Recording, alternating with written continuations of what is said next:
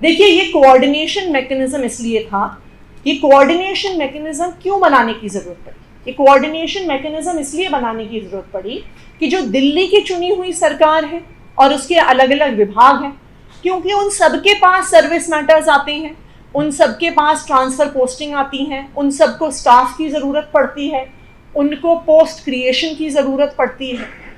तो ये coordination mechanism इसलिए बनाया गया था कि जो अलग अलग विभाग हैं, उन विभागों के अपने मंत्री हैं जो चुनी हुई सरकार का हिस्सा है। अभी जिस प्रकार से अथॉरिटी फंक्शन कर रही थी, चुनी हुई सरकार से बिना कंसल्टेशन किए सारे एजेंडा एनसीसीएसए के पास जा रहे थे। तो ये कोऑर्डिनेशन मैकेनिज्म क्या कह रहा था? कोऑर्डिनेशन मैकेनिज्म कह रहा था कि जो सर्विसेज से जुड़े मैटर हैं, कि किसी डिपार्टमेंट को स्टाफ चाहिए, किसी में कोई प्रमोशन होनी है, किसी में कोई रिक्रूटमेंट होनी है, किसी में कोई ट्रांसफर पोस्टिंग होनी है, तो वो चुनी हुई सरकार के सर्विसेज मंत्री के थ्रू होकर अथॉरिटी में जाए, कि जो विभाग हैं, जो अलग अलग मंत्री हैं, उनसे कोऑर्डिनेशन बनता है।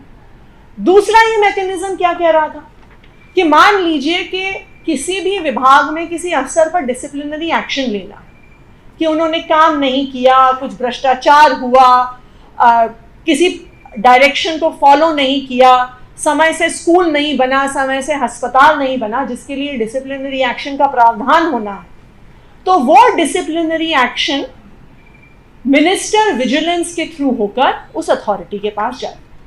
ये कोऑर्डिनेशन मैकेनिज्म क्यों बनाया?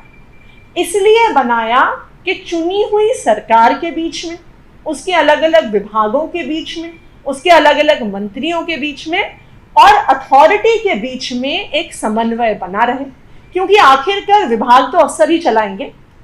अगर किसी विभाग को मान लीजिए स्टाफ की जरूरत है, तो वो कैसे अथॉरिटी से कोऑर्डिनेट करेगी? वो अपने मंत्री और मिनिस्टर सर्विसेज के थ्रू अथॉरिटी से कोऑर्डिनेट करेगी। और इसीलिए एक स्मूथ फंक्शनिंग के लिए ये आदेश दिया गया, परंतु इस आदेश को दिल्ली के मुख्य सचिव ने मानने से इनकार कर दिया।